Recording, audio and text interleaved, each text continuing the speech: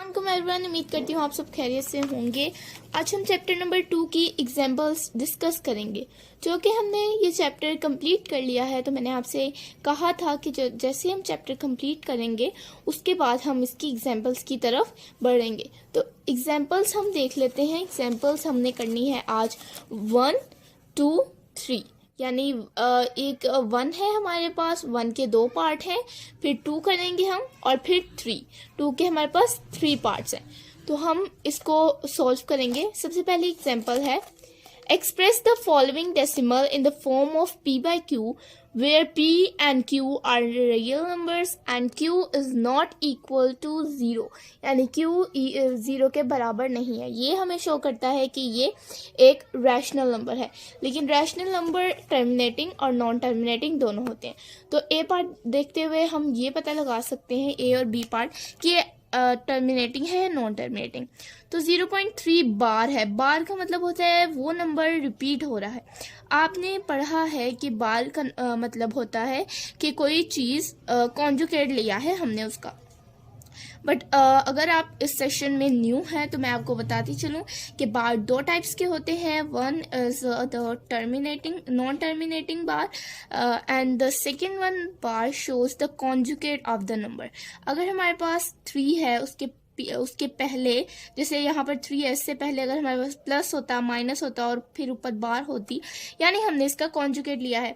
अगर हमारे पास यहाँ आयोटा होता, यानी कोई इमेजिनरी पार्ट होता, वो आप आगे जाके पढ़ेंगे, ठीक है। वो हम पूरा डिस्कस करते आए हैं। लेकिन आयोटा कोई भी एक इमेजिनरी वाली होती है जिसकी कोई फिक्स्ड वैल्यू नहीं होती, जो हमें पता नहीं होता, तो उसके साथ हम कॉन्जुगेट लेते हैं। तो यहाँ पर हमने बार है, यानी हमने यहाँ पर जो है ये एक नॉन टर्मिनेटिंग डेसिमल है, तो हमने इसको नॉन टर्मिनेटिंग का डेसिमल रिकरिंग डेसिमल भी होता है, यानी जो रिपीट हो रहा हो।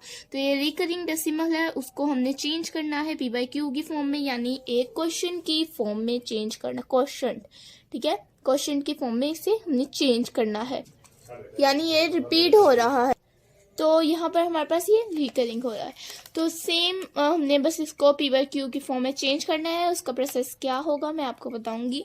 अगर आपने 2.1 की हुई है तो आपको ये समझना आपके लिए बहुत ही आसान है, लेकिन वो बच्चे जो ये सेशन पहली दफ़ा देख रहे हैं उनको पता नहीं है कि रियल नंबर्स क्या होते हैं। तो अभी हम रियल नंबर्स पे ही हैं, कॉम्प्लेक्स नंबर पे नहीं आए।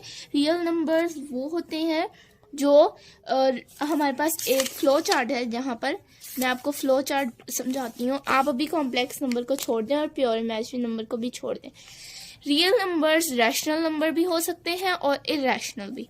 रैशनल नंबर्स में इंटीजर्स भी हो सकते हैं और इंटीजर्स में होल नंबर और नेगेटिव नेचुरल नंबर दोनों होते हैं।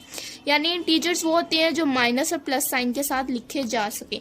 जैसे हमारे पास हो सकता है +1, एक नंबर लाइन होती है, यहाँ 0, यहाँ -1, यहाँ +1, इस तरह, ठीक इस तरह से आप उसको लिख सकते हैं। वो इंटीजर्स होते हैं एक नंबर लाइन पे जो नेगेटिव नेचुरल नंबर्स हों और पॉजिटिव होल नंबर्स हो, क्योंकि 0 से स्टार्ट होते हैं तो होल नंबर्स, और 1 से स्टार्ट हो के एंड तक जाते हैं, so on 1 2 3 and so on, वो होते हैं नेगेटिव नेचुरल नंबर्स। और होल नंबर्स आगे से पार्ट होते हैं नेचुरल नंबर्स और जीरो का, क्योंकि इसमें 0 होता है और 1 2 3 4 5 6 एंड सो ऑन आगे से नेचुरल नंबर होते हैं। तो आपको समझ आ गई है कि real number is a combination of rational और इरेशनल नंबर।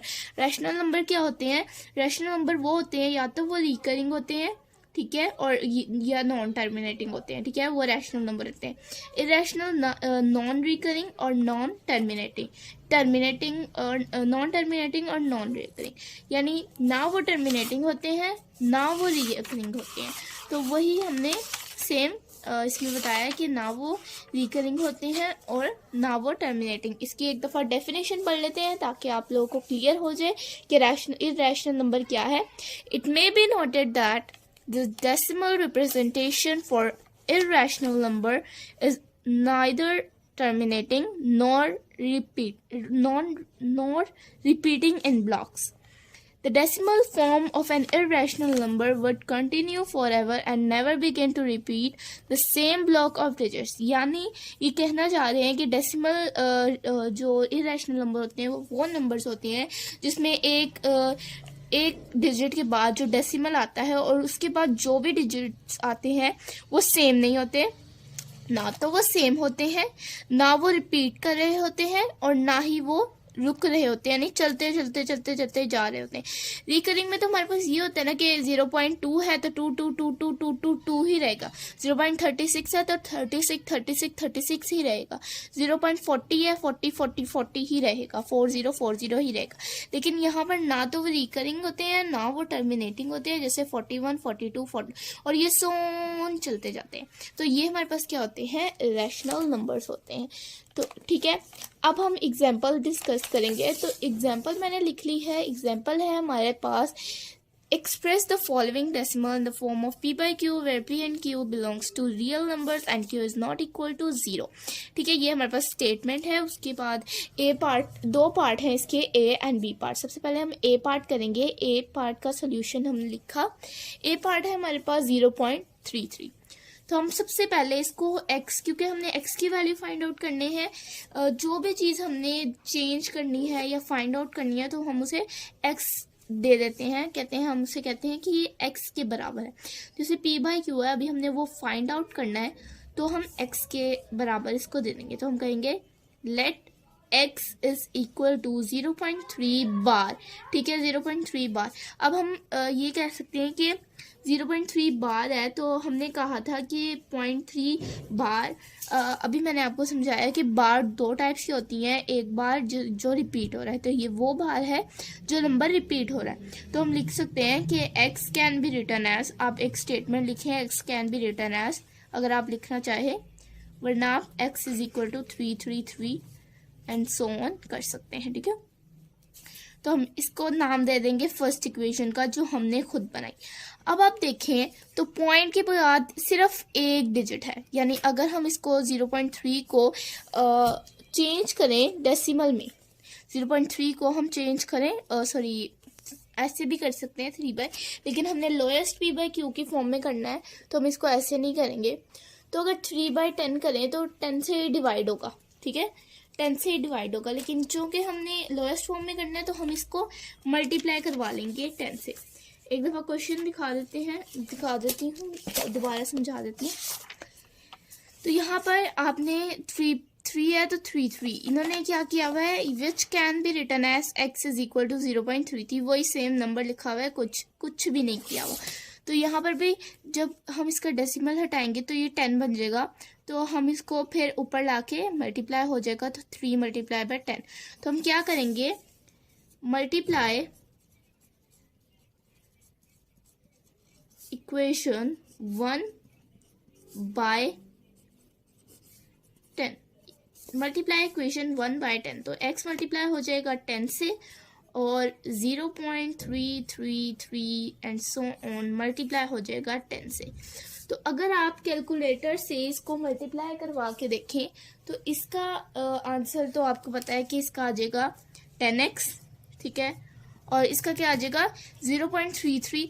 तो आप कैलकुलेटर पकड़ें और लिखें 0.333 और यहाँ पर ब्रैकेट डाल दें। ठीक है, ब्रैकेट डाल दें। उसके बाद आप इसको मल्टीप्लाई करवा लेते हैं। मल्टीप्लाई किससे करवाएंगे, मल्टीप्लाई बाय 10, वो आंसर दे देगा आपको 3.333, यानी जितने हमने डिजिट लिखे थे उन्होंने उतने ही डिजिट लिखे हैं। तो हम क्या लिख लेंगे, 3.3333 एंड सो ऑन। ठीक है, हमने लिख लिया, ब्रैकेट डालने की जरूरत नहीं, हमने ये लिख लिया। अब 10x, अब हम क्या करेंगे, इन दोनों को इक्वेशन को जब हम डिवाइड करवाएंगे ना तो हमारे पास x की वैल्यू निकल आएगी। वैसे x की वैल्यू निकलेगी नहीं, ये क्योंकि x इधर रह जाएगा, फिर हम इसको दोबारा इधर से मल्टीप्लाई हो रहा है तो डिवाइड करवाएंगे तो सेम यही आंसर आ जाएगा। तो हमने क्या करना है, इस x को किसी तरह x की वैल्यू निकाली। तो हमारा पहला स्टेप होगा कि मल्टीप्लाई, दूसरा स्टेप होगा कि मल्टीप्लाई बाय 100 जो भी डिजिट है। अगर डेसिमल पॉइंट के बाद 2 डिजिट है तो 100, डेसिमल पॉइंट के बाद 1 डिजिट है तो 10। तो जो भी होगा सबसे पहले हमारे पास मल्टीप्लाई दिस इक्वेशन बाय 10। उसके बाद हमारे पास ये इसको कैंसिल आउट करने के लिए पहले हम फर्स्ट इक्वेशन से इसको मल्टीप्लाई डिवाइड करवा देंगे। ठीक है, कैसे मल्टीप्लाई करवा देंगे, सेकेंड इक्वेशन को फर्स्ट इक्वेशन में से माइनस करवा देंगे। कैसे, हम लिखेंगे 10 subtract equation 1 equation 2 from 1, equation 1 from 2। क्योंकि 2 बड़ी है तो सबसे पहले 2 आएगी, वरना हमारे नेगेटिव में आंसर आ जाएगा। तो 10x minus x is equal to 3.333 and so on minus 0.333 so. ये हमारे पास 9x आ जाएगा। ठीक है, हमारे पास क्या आ जाएगा, 9x इज इक्वल टू 333 है। इसको जब हम माइनस करेंगे तो यहाँ पर आंसर हमारा क्या आया था, इसको हम माइनस करेंगे 0.333 से, तो हमारे पास क्या आ जाएगा, सॉरी इसका एक डेसिमल कम होगा, या बल्कि हम इसको सेम उसी प्रोसीजर से कर लेते हैं। 3.333 ब्रैकेट डाल देंगे, सॉरी हम यहाँ पर इसको ब्रैकेट डाल देंगे, माइनस फिर ब्रैकेट 0.333 और ब्रैकेट क्लोज। जितने 3 उधर डाले हैं उतने ही 3 आपने इधर भी डालने हैं। तो हमारे पास आंसर क्या आ जाएगा, 3। ठीक है, 3 आंसर आ जाएगा। तो हम क्या करेंगे, 3x इज इक्वल टू 3/9। हम यहाँ 9x मल्टीप्लाई हो रहा था, वहाँ जाके डिवाइड हो गया, तो सिंपल हमने इसको चेंज कर दिया p/q की फॉर्म में। हमने इसको p बाई क्यू की फॉर्म में लिख लिया। तो अब हम इसको यहाँ पर देखें तो कटिंग हो रही है, 3 1 जा 3 और 3 3 जा 9। ठीक है, तो हम लिख लेंगे x is equal to 1/3 answer, यानी p/q की फॉर्म में हमारा आंसर आ गया है। तो यानी आंसर सही है, 1/3 हमारा आंसर है। अब नेक्स्ट जो क्वेश्चन है बी पार्ट हम देख लेते हैं। हम लिख लेंगे बी पार्ट हमारा है, बी पार्ट देख लेते हैं हमारे पास क्या है, 0.23। ठीक है, बी पार्ट है हमारे पास 0.23। तो यहाँ पर लिख लेंगे इज इक्वल टू 0.323 पर बार है। ठीक है, बार है यानी रिपीट हो रही है। तो सबसे पहले हम let x is equal to 0.23, x is equal to 0.232323 and so on. ठीक है, अब हम इसको दूसरे पेज पे शिफ्ट कर लेते हैं। तो यहाँ पर हमने ये लिख ली है, हमने x इज इक्वल टू 0.2323 था, तो हमने क्या किया, इसको मल्टीप्लाई करवा दिया 100 से। 100 से क्यों, 0.23 है तो इसका डेसिमल कैंसिल करेंगे तो नीचे 100 आ जाएगा, क्योंकि पॉइंट के बाद 2 डिजिट्स हैं। याद रखिएगा, पॉइंट के बाद 1 डिजिट हो तो हमारे पास 10 आता है सिर्फ, और पॉइंट के बाद 2 डिजिट हो तो हमारे पास 100 आता है। तो पॉइंट के बाद 2 डिजिट है, 100 आएगा, ऊपर आके ये मल्टीप्लाई हो जाएगा। तो हम इसको मल्टीप्लाई करवा लेंगे बोथ उससे, जो हमारी ये वाली थी, ये इक्वेशन 1 थी, तो हम मल्टीप्लाई करवा लेंगे इक्वेशन 1/100। तो x मल्टीप्लाई होगा 100 से और 0.232323 एंड सो ऑन मल्टीप्लाई होगा 100 से। अब हमारे पास क्या आ जाएगा, 100x इज इक्वल टू इसको जब हम 100 से मल्टीप्लाई करवाएंगे तो हमारे पास 2323 आ जाएगा। एक दफ़ा मैं आपको दिखा देती हूँ। जैसे इसको है हमने मल्टीप्लाई करवाया 100 से, तो 23.232323 यानी 23 रिपीट हो रहा है। तो हमने क्या लिख दिया 23.232323 and so on. 100x is equal to 23.232323 and so on. x is equal to, अब हमारे पास 100x ही आ जाएगा। अब हम क्या करेंगे, इक्वेशन 2 है ये, ठीक है। तो हम क्या करेंगे, सब्ट्रैक्ट, वही जो काम हमने उसमें किया था, सब्ट्रैक्ट इक्वेशन 1 फ्रॉम 2, ठीक है, इक्वेशन 1 फ्रॉम 2।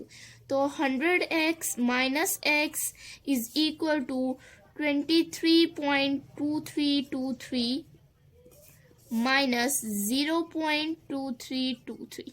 हमेशा याद रखिएगा, पॉइंट के बाद जितने डेसिमल यहाँ कैलकुलेटर में डालेंगे उतने ही डेसिमल यहाँ डालने हैं।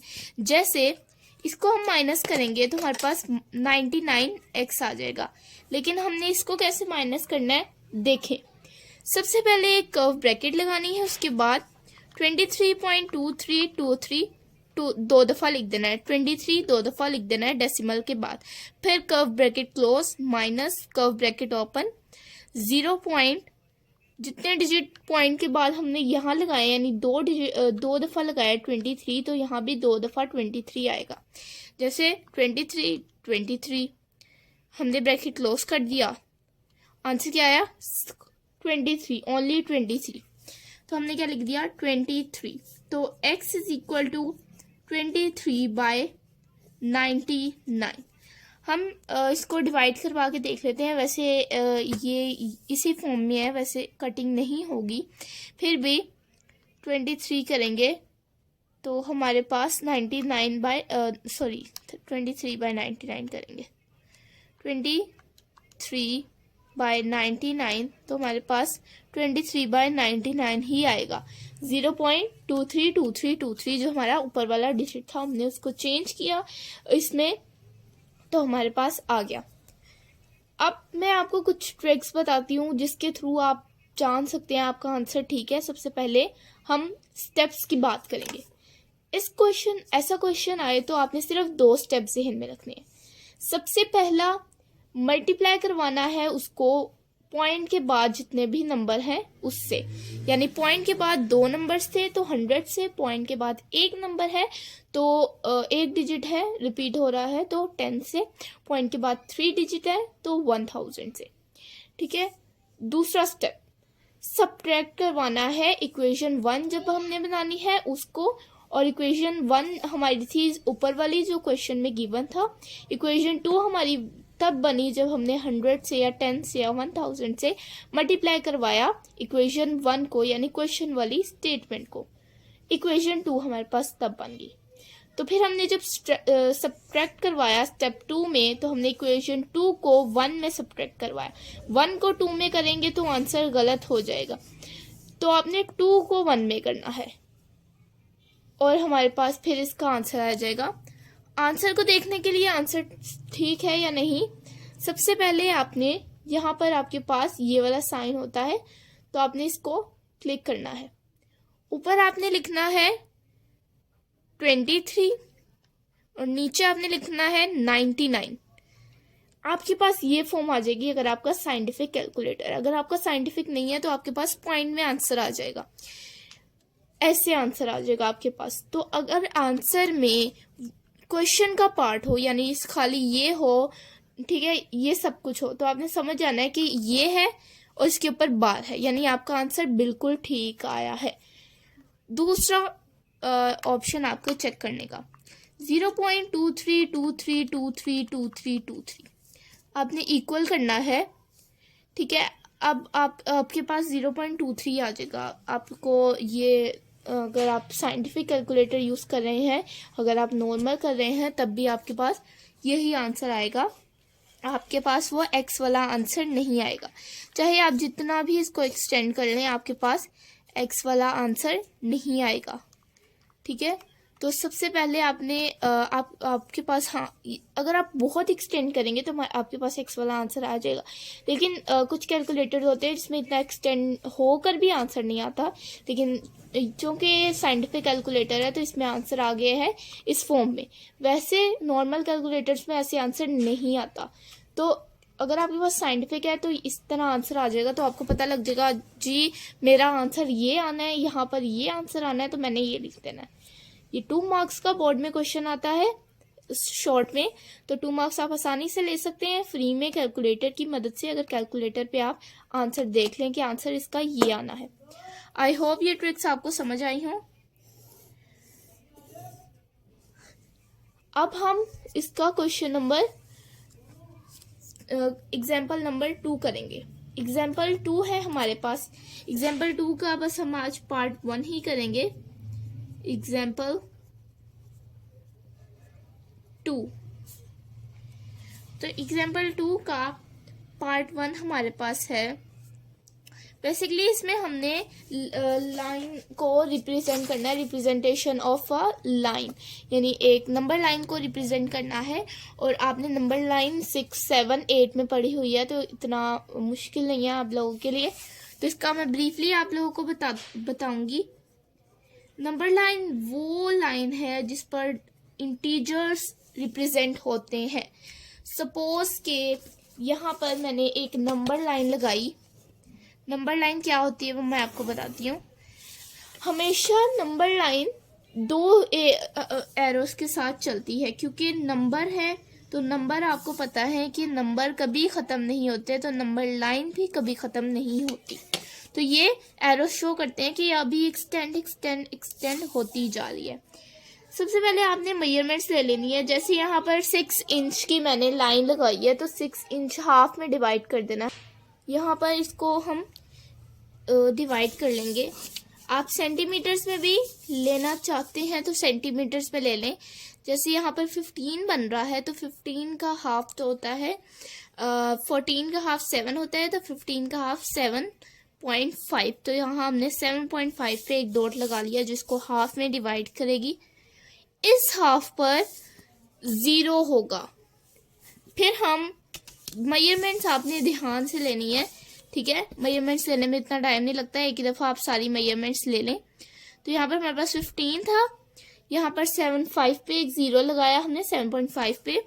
अब इसके हिसाब से हमने 2 इंच छोड़ते छोड़ते लाइंस लगानी है। जैसे हमने यहाँ लगाई और फिर यहाँ लगाई एंड पर, यहाँ एक 11 पर एंड 13 और 15 पर कर लिया। तो हमने इसको इक्वल पार्ट्स में है डिवाइड कर लिया। अब आप इसको लाइन, ये हम क्यों करते हैं, ताकि इस लेफ्ट साइड को इंटीजर्स और राइट साइड को लेफ्ट साइड को negative natural number, right side को होल नंबर्स। यहाँ पर आप ये भी कह सकते हैं कि पॉजिटिव इंटीजर्स राइट साइड को और नेगेटिव इंटीजर्स लेफ्ट साइड को। Positive 1, 2, 3, -1, -2 and -3। ये हमारी एक प्रॉपर नंबर लाइन बन गई है। आप चाहें तो इसको एक्सटेंड कर सकते हैं, आप चाहें तो इसको क्लोज कर सकते हैं, 1, 2 सिर्फ लिख सकते हैं, ठीक है, आपकी मर्जी, आप जितनी, लेकिन मेजरमेंट्स के अकॉर्डिंग नंबर लाइन बनाते हैं। अब नंबर लाइन में हमारे पास 2 चीज़ें आती हैं। अगर हमारे पास एक नंबर लाइन सपोज कर लें कि वो हमें, इसी एग्जाम्पल को देख लेते हैं। यहाँ पर उन्होंने एग्जाम्पल दी हुई है -2/3। यहाँ पर एक होल नंबर होता है जिसको हम जिस फ्रैक्शन को हम कहते हैं कि ये इम्प्रॉपर फ्रैक्शन है। जैसे यहाँ पर ये देखें, यहाँ पर एक होल नंबर नज़र आ रहा है, ये हमारे पास एक इम्प्रॉपर फ्रैक्शन है, ये हमारे पास फ्रैक्शन है 2/5। तो अगर कोई फ्रैक्शन आती है उसके साथ कोई होल नंबर नहीं है, यानी वो किस में लाई करेगी, 0 और 1 के दरमियान में। माइनस है तो 0 और -1 के दरमियान में, प्लस है तो 0 और +1 के दरमियान में। हमेशा याद रखें कि जो एक फ्रैक्शन फॉर्म होती है, यानी कोई भी ऐसी फ्रैक्शन जिसके साथ होल नंबर नहीं है, तो वो 0 और 1 के दरमियान में प्लॉट होगी।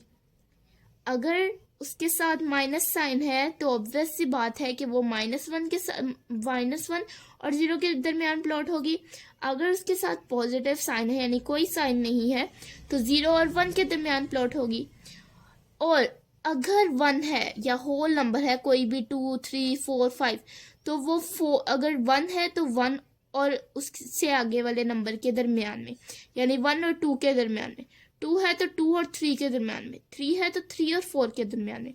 आई होप ये कंसेप्ट आपको क्लियर होगा। इसके थ्रू हम क्वेश्चन नंबर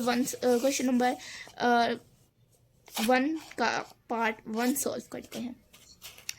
पार्ट 1 है हमारे पास -2/3 -2/5।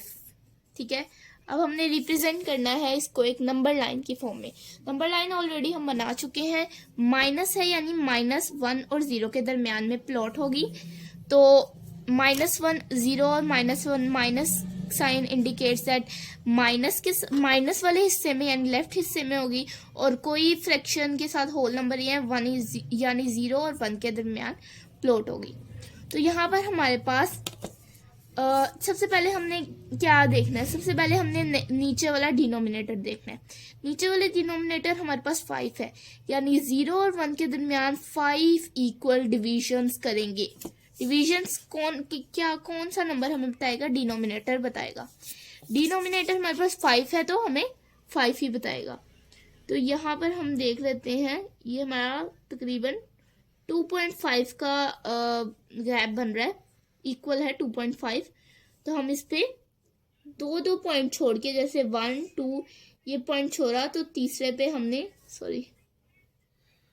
पे हमने यहाँ पर साइन लगा, तीसरे पे हमने प्लॉट कर दिया और फिर हमने चौथे पे और फिर 3, 4, 5 1, 2, 3, 4, 5, 6 सॉरी एक लाइन एक्स्ट्रा हो गई है तो हम इसके बीच में इसको प्लॉट कर देते हैं। 1, 2, 3 एंड 4 और ये 5 कौन सी लाइन होती है? जो हमारे पास यहाँ पर होती है। इसको थोड़ा प्रोमिनेंट कर देते हैं, लेकिन आपने इक्वल्स लाइन ही बनानी है। ये थोड़ा इक्वल नहीं है लेकिन आपने प्रॉपर मेजरमेंट्स के साथ लाइन बनानी है। तो पहला काउंट करते हैं हम 0 का, ये वाली डैश, फिर 1, 2, 3, 4, 5 ये हमारे पास कंप्लीट हो जाते हैं। यानी बीच में हमने कितनी डिविजन्स बनानी होती है? 4 बस। जो 5 अगर यहाँ 5 डिविजन्स है तो बीच में 4 बनाएंगे। 3 है तो 2 बनाएंगे। 1 है तो 0 डिविजन्स बनाएंगे। और अगर सपोज करें यहाँ पर 8 है तो 7 डिविजन बनाएंगे, यानी 1 से कम डिवीजन बनाएंगे। तो यहाँ पर हमने 4 डिवीजन बनाई है। तो 5 में से 2 को, यानी हम कहते हैं ना कि हमने एक पिज्जा खाया, एक पिज्जे में हमारे पास 8 स्लाइसेस थे। 1, 2, 3, 4, 5, 6, 7, 8 स्लाइसेस थे। 8 में से मैंने 2 खा लिए तो बाकी कितने बचे? 8 स्लाइसेस थे, 2 मैंने खा लिए। तो अब हम इसमें चेंज करेंगे कि कितने खाए। यानी ये होता है कि ये इतने पार्ट्स इसमें से गायब हैं, मिसिंग है। तो ये ही हमने करना है कि 2 हमने इसमें से काट देना है, यानी 2 पर इसको हमने प्लॉट कर देना है कि भाई यहाँ पर ये प्लॉट होती है, इसकी रिप्रेजेंटेशन होती है। तो हम यहाँ से काउंट करना नहीं स्टार्ट करेंगे, हम यहाँ से काउंट करना स्टार्ट करेंगे। 1, 2, 3, 4, 5 है तो यहाँ पर हम 1, 2 यहाँ पर बन रहा है तो इसको थोड़ा सा बड़ा करके हम लगाकर तो यहाँ पर क्या करेंगे? -2/5। ठीक है, इजी सा है। अब दूसरा पार्ट भी ऐसे ही होगा। दूसरे पार्ट आप खुद सॉल्व करें और आप अपना कमेंट में आप यस करें कि मैम हमसे हो गया सॉल्व। अगर नहीं होता तो आप फिर मुझे बताएं। लेकिन अब हम इसका पार्ट 3 करेंगे जो कि होल नंबर है, क्योंकि पार्ट 2 सेम है, बस उसमें पॉजिटिव है, यानी वो 0 और 1 के पॉजिटिव यानी राइट साइड पर प्लॉट होगा। तो पार्ट 2 हम इधर ही नीचे इसकी रिप्रेजेंटेशन कर लेते हैं। ठीक है, मैं यही इसकी रिप्रेजेंट इसी नंबर लाइन पर, बल्कि हम नई नंबर लाइन में आ लेते हैं, आप कंफ्यूज ना हो। तो हम लिखेंगे 3 पार्ट है हमारे पास, तो 3 की हमने नंबर लाइन को प्लॉट करना है। तो सबसे पहले हम लिख लेंगे -1 है और 7/9 है, तो हम थोड़ी सी इसको एक्सटेंड करके बनाएंगे, क्योंकि 9 पार्ट्स डिवाइड करेंगे हम इसको 9 में। डिनोमिनेटर देखकर आपको पता लग गया होगा। सबसे पहले आपने डिनोमिनेटर को ही देखना होता है, तो अगर वो ज़्यादा है तो हम इसको खुला खुला थोड़ा बनाएंगे, यानी लाइन उतनी ही लगाएंगे लेकिन डिविजन इसकी थोड़ी सी खुली खुली करेंगे। जैसे यहाँ पर मैंने एक स्ट्रेट लाइन लगाई, लग जाए स्ट्रेट लाइन, ठीक है। यहाँ पर मैंने स्ट्रेट लाइन लगा ली। अब बीच इसका सेंटर करके, इसका हम सेंटर करेंगे, तो ये सेंटर है इसका। सेंटर करके 0 1 2, इसी तरह 0 -1 और यहाँ -2। ये आप फिर बता रही हूँ कि आप मेजरमेंट्स के साथ लगाइएगा। मैंने मेजरमेंट्स के साथ नहीं लगाई, आप प्रॉपर मेजरमेंट्स के साथ इसकी करेगा, वरना आपकी जो है वो गलत हो जाएगी। तो -1 के दरमियान प्लॉट होगा, क्योंकि होल नंबर क्या है -1। अगर कोई ना होता तो हमें पता, और अगर कोई नंबर ना होता तो हमें पता चल जाता है कि 0 1 के दरमियान प्लॉट होना है। लेकिन चूंकि हमें नंबर पता चल गया कि होल नंबर -1 के दरमियान प्लॉट होगा, तो -1 के हम 7/9, तो 9 डिविजन्स बना देंगे इसकी।